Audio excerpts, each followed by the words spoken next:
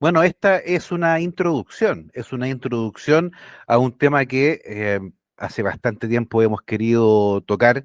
No es un tema fácil, tiene muchas aristas y ahora con la tecnología tiene aún más aristas para poder analizar.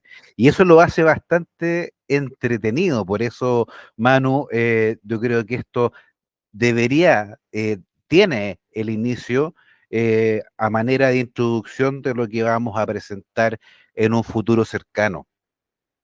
Esto, la geopolítica hoy en día no se puede tomar como se tocaba en el siglo XX.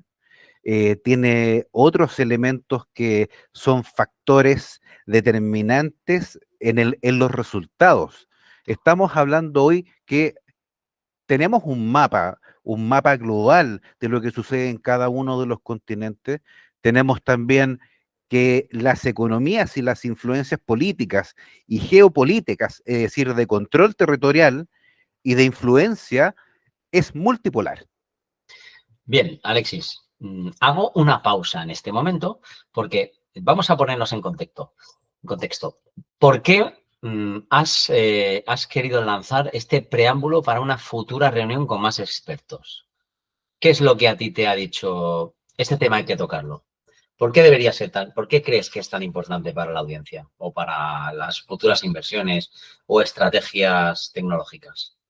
Bueno, justamente porque tiene relación, y tiene relación con las futuras inversiones, cómo van a ser esas futuras inversiones, cuál es la forma en que se van a desenvolver esas futuras inversiones y van a tener nombre, porque van a ser otras las monedas también, van a ser otros los polos de influencia y se van a repartir los recursos y también los puertos principalmente. Por eso que ahí hablar de esto también es relevante porque influye por el elemento tecnológico, lo que tenemos ahora y aquello que tú elaboraste antes de las IAs, de qué manera puede influir eso a nivel geopolítico con respecto a eh, provocar una revolución, por ejemplo. La IA puede efectuar que una masa de personas reciba una información falsa que determine una elección. Por ejemplo, la popularidad de un presidente o el hecho de que haya sucedido tal eventualidad con un político, es algo que es tangible. Y con la inteligencia artificial es completamente manipulable dependiendo de la mano que lo dirija. Claro, es que por supuesto es que la IA es un arma de control y dirección de esfuerzo y energía. Pueden provocar un tsunami de personas, de haters, de twitters, de seguidores, de favorables, de detractores, de gente en la calle a favor o en contra de, y pueden hacer caer un país entero. Quien tiene el control de todo este Big Data y de toda esta tecnología, realmente eso vale más, tiene más posicionamiento a nivel de cantar la jugada de ajedrez hacia un lado o hacia otro, tiene más posicionamiento que bombas atómicas. Que por cierto, me consta que también está habiendo una lucha por el control de todos estos recursos. ¿Qué nos puedes decir de esto? Que efectivamente, bueno, podemos retrotraernos unos años, unos 10 años atrás, cuando las campañas a presidente eran influenciadas por Facebook. Y ahí había un algoritmo y llegaba a determinado tipo de ciudadano para influenciar su voto y efectivamente en Rusia el caballero también fue electo por una campaña en Facebook y en Estados Unidos había otro presidente que también fue electo por una campaña. O sea, pero ahora nos estamos enfrentando a una herramienta que es más eficiente, produce efecto a un menor costo y lapso Inmediato, de tiempo inmediato. y, claro, es inmediato.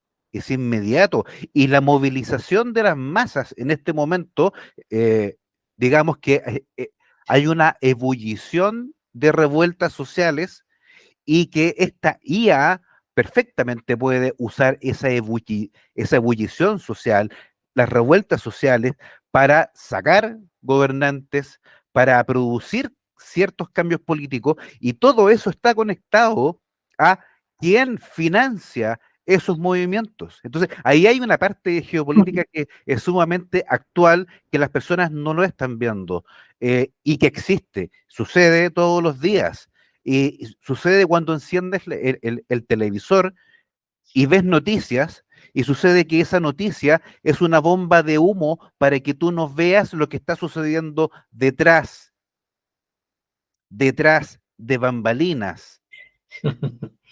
Y eso es así todos los días, y es importante que la gente sepa que así se maneja. Ese es el juego del poder, esa es parte de la geopolítica actual, y ahí tenemos en el mapa mundial, se están repartiendo el planeta, cada uno de los tres polos dominantes, y tenemos, por una parte, un adelanto, tenemos a Europa con América del Norte, Estados Unidos, que tienen la OTAN y tienen el G7 como focos de influencia, eh, y Que están a la baja o sea, tienen poca popularidad y están a la baja. exactamente, y ahí justamente están luchando por dominar África y Medio Oriente. Entonces ahí tenemos, por ejemplo, a Eurasia, Asia y África, tenemos al BRICS, Medio Oriente mismo, todos los países que están en Medio Oriente, a excepción de Israel, que está por el lado norteamericano, y tenemos a África. Y ahí hay un montón de recursos y puertos. ¿Por dónde lleva Rusia, por ejemplo, el petróleo? No la lleva por las rutas en que las llevaba antes, sino que la lleva por el círculo polar, efectivamente para evitar las sanciones. Entonces, ¿qué está sucediendo ahí? ¿A dónde quiere llegar ese petróleo? ¿Cuál es el destino de ese petróleo? Porque hay una conveniencia de tener esos escenarios. Claro, porque hay polos políticos que están influenciando de diferentes maneras en lobby, en la política, en gobiernos, pero a la vez hay frentes bélicos activos que están conectados a esos, eh, a esos movimientos geopolíticos. Y tenemos en Medio Oriente tenemos en Ucrania, y está todo cerca, un poco más al norte, al oeste, tenemos em, el asunto de Ucrania, y un poco más al sur, al este, tenemos todo el asunto con Israel y Hezbollah, e Irán. ¿Y qué tenemos un poco más abajo? Tenemos a África y tenemos a Libia. ¿Qué pasó en Libia? ¿Se acuerdan qué pasó en Libia? Y tanto, y tanto. ¿Y qué hay ¿Qué en pasa, África? Libia? En África hay muchos recursos. Y no es por el grano de Ucrania, es por el control geopolítico de toda la zona, de lo que hay en África. Y bueno, ahí no voy a profundizar más porque eso da para mucho más. Y Sí. hay otro frente que es interesante, porque claro, ahí acabamos de tocar dos frentes. Asia propiamente tal es un eje geopolítico, toda Asia. Pero ese eje geopolítico se confunde con Eurasia, con Rusia. Se tiende a confundir, pero ellos tienen una alianza. Hay tres polos políticos, pero hay dos que son aliados. Y Sí. hay uno que es recesivo, que está Occidente. Bueno, y a raíz de todo eso, ese polo está intentando defender el patio trasero. Latinoamérica es el patio trasero de Norteamérica, y ahí tenemos a Europa y Estados Unidos que están ejerciendo influencia, y justamente lo que Cuba, Venezuela, Colombia.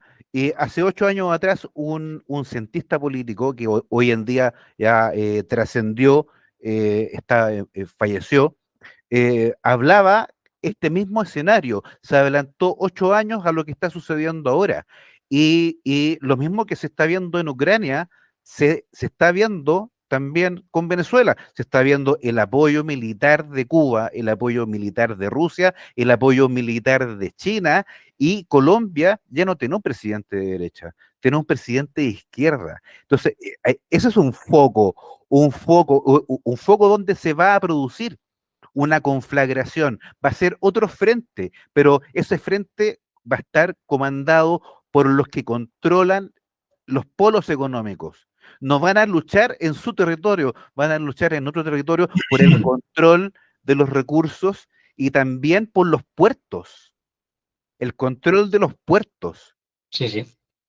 La posición ventajosa de control, como en el juego Risk, quién controla la zona y con quién te alías. Claro, claro. Y además, estamos aquí hablando de recursos, de petróleo, de material nuclear incluso, pero no hemos hablado de los flujos migratorios como un recurso muy habitual de invasión de países y de desestabilización de economías. Y esto de manera recurrente lleva muchos años sucediendo en Europa, que es uno de los hermanos mayores en el tablero del juego, veteranos ya, esa vieja gloria, ese alumno aventajado de la clase que ya no lo es tanto y que está en una decadencia y que está sumido últimamente pues en la ineficiencia, en la corrupción y que necesita reinventarse, porque si no se va a quedar muy atrás. Siempre bajo el paraguas de Estados Unidos, de Reino Unido, de la OTAN, pero yo que vivo aquí en Europa, esto creo que no va bien. No, no, bueno, a nivel tecnológico, y tenemos que unir todo esto, la manera en que procede y se moviliza. Eh, Acá en Latinoamérica, a nivel geoeconómico, geopolítico y geoeconómico, se va a realizar una zona económica que va a abarcar toda la región de Latinoamérica. Y el despliegue tecnológico lo conocemos desde dentro. Sabemos cómo se está deployando esto, sabemos qué tecnología y de qué manera va a funcionar. Y va a ser un modelo mejorado de lo que tienen en Europa, aprendiendo las lecciones y los errores cometidos. Pero va a haber, Latinoamérica eh, va a ser probablemente no va a ser un polo dominante, pero va a ser un polo fuerte y va a ser una zona económica. Un Y, actor principal, por supuesto. y en conjunto con Estados Unidos y Europa claramente. Y ahora a futuro viene una etapa de desarrollo de Latinoamérica, una puesta a nivel porque somos minoría. De los tres polos, nosotros estamos en el polo recesivo, estamos en el polo minoritario, tenemos alrededor del 38% de la economía del planeta. Que es mucho. Eh, pero, claro, pero los otros dos polos tienen el resto de la economía y en los frentes activos, los frentes bélicos, están llevando la delantera. Así que yo creo que viene una subida de nivel em, y adicionalmente, yo creo que poner en la palestra la influencia de la tecnología y la inteligencia artificial, y que las personas estén conscientes de que no todo lo que ven es cierto, de que hay muchas veces que ven algo que es un filtro de pantalla, pero detrás hay algo más, el pensamiento crítico, ver ambos lados de las monedas, cuestionarte las noticias y pensar un poco más, una mente más abierta, más global y pensar que en el fondo de todo siempre hay un interés, como en Venezuela el petróleo, están forrados en petróleo, en Venezuela, pero es un país pobre. ¿Por qué es pobre? Porque se lo han estado peleando entre diferentes polos de poder durante 20 años. Claro, Y de hecho, Venezuela fue el país más rico de Latinoamérica. pues que se lo expliquen a la gente porque no lo parece. No, no lo parece, no lo parece. Y es Y curioso porque sabiendo esto, los vecinos de al lado no están haciendo los deberes y ahora me has dicho que ha cambiado a un gobierno socialista Colombia, que muy pronto, con el buenismo y los pactos globales y las agendas de interés global, acabará siendo socialcomunismo y eso va a ser el declive, porque ya sabemos cómo suelen acabar. claro, claro, efectivamente. Hay cosas que no se entienden muy bien. Por ejemplo, en Colombia hay bases de Estados Unidos con soldados, pero tienen un presidente socialista que claramente no los va a movilizar, pero están los soldados estacionados. Tampoco se entiende Guantánamo. ¿Por qué está en Cuba Guantánamo? O sea, son cosas que son absurdas considerando que era el régimen comunista por excelencia en el planeta Tierra y tenían a Guantánamo, los presos más peligrosos, los terroristas más peligrosos del mundo estaban en Cuba porque Estados Unidos lo quería hacer. Eh, Son cosas que no se entienden. Bueno, es que realmente eh, me resulta un esfuerzo mental muy importante. Esto es una partida de ajedrez a muchísimos movimientos vista, pero muchos, y nuestro nivel de entendimiento hay quien tendrá más, quien tendrá mucho menos, pero me da para ver algunos movimientos, pero no tantos como ese hombre que veía a 8 años vista. Ujú, ujú. Entonces, al final la clave está en la información. ¿Cuáles son Sí, tus canales de información? Y vuelvo otra vez al vídeo que lancé ayer sobre 5 posibilidades por las cuales la IA te está engañando a la hora de buscar información. ¿Quién controla la IA? ¿Quién? Toda esta gente que suele estar orquestando lo que sucede ahora y sucederá dentro de muchos años. Entonces, si ellos controlan la información con la cual nosotros normalmente nos nutrimos, ¿cómo leches vamos a tener eh, eh, toda la información o todas esas piezas del puzzle para saber por dónde van a ir las jugadas? Tienes que tener una mente muy buena, muy privilegiada, tienes que tener contactos, información dentro y es realmente para la sociedad en general va a ser muy difícil escapar del mensaje único. El mensaje único es del mensaje oficialista, no la verdad, claro, sino claro. esa verdad inducida por un interés, pero no es la Claro, verdad. pero ahí, ¿cómo hacemos, cómo podemos lograr, o las personas, cómo pueden lograr hacerse conscientes de que los medios de comunicación y los dispositivos digitales están procurando de manera deliberada predeterminar la voluntad de, de las personas, de qué manera ellos se pueden dar cuenta? Bueno, hay que tener un interés genuino en transitar por la zona incómoda o salir de la zona de confort, soltar aquello que crees que sabes y empezar a saltar a aquello que todavía no sabes, investigar, dialogar, no fiarte, contrastar, relacionar e intentar ver siempre segundas y terceras y quintas intenciones de todo lo que está sucediendo. Mm. ¿Y por qué esto? ¿Y por qué lo otro? Y si pasa esto, ¿quién gana en el fondo? A corto, medio y largo plazo. ¿Y quién se perjudica? ¿Y qué pactos hay después de que se haya perjudicado este y este? Es un ejercicio complicado. Pero bueno, Sí, hay grupos de sí, debate. Nosotros estamos intentando contribuir con este tipo de debates, de vídeos, de divulgación. Hay muchos lugares donde informarse. sí. Mucha gente que está muy autoseñalada como disidente o libre pensador. Pues bueno, pues ir tirando por ahí para Claro, ir haciendo ideas alternativas de otras. otras verdades u otros caminos. Sí. Porque si no, somos oveja, somos carne de cañón. Sí, yo creo que una forma, yo creo que la más fácil es seguir el camino del dinero. ¿Cuáles son y los vínculos de poder cuando son públicos?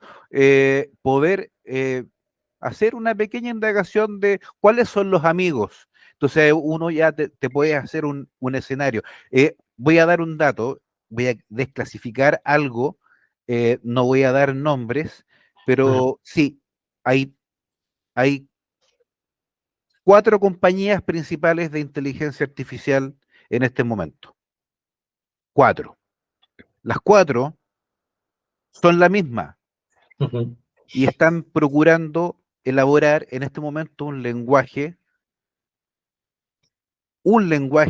para todos, un lenguaje. Y lo sé porque lo sé, porque lo sé. Lo sé porque lo sé. Están elaborando, unificando los lenguajes a uno solo. Y es la misma empresa, están buscando los mismos fines. Y es controlar la forma en que nos comunicamos, los códigos a veces inconscientes. Eh, sí. Eh, lo voy a dejar ahí y tampoco no puedo entrar en más detalles, pero con eso me gustaría finalizar. Em, yo creo que como introducción está muy bien. Cuando tengamos el episodio vamos a profundizar en cada uno de los temas y va a ser, claro, con los invitados y cada uno tendrá su posición y su visión y podremos enriquecer cada uno de los tópicos relativos de manera más fluida y más contundente. Eh, Mano. Voy a lanzar mi última apuesta personal de jugada de ajedrez. ¿No creéis que todo esto, en un momento dado, podría ser una puesta en escena, por supuesto pactada, para generar una desestabilización global tan grande que solamente pueda ser desatrancada con un evento que esté muy por encima de eso? Habrá que mirar al cielo a ver si viene algo del espacio. Ahí lo dejo. Entiendo posiblemente, Manu. La verdad que lo desconozco. Yo creo que a esta altura todo es posible. Puede pasar, porque ya hemos visto que todo aquello que está sucediendo en el 2024, el 2022 probablemente pensábamos que si sucedía iba a ser en muchos años más. Y nos dimos cuenta de que todo se está acelerando y que no hay nada imposible, porque ya estamos viendo cosas que pensábamos que únicamente existía en las películas de Hollywood. Así que todo está abierto, el escenario está abierto. Así que bienvenido a ese análisis. El siguiente capítulo vendrá con mucha caña. Muy bien, oyentes, pues nos vemos al siguiente episodio, ampliado y con más invitados. Un abrazo para todos. Hasta la siguiente.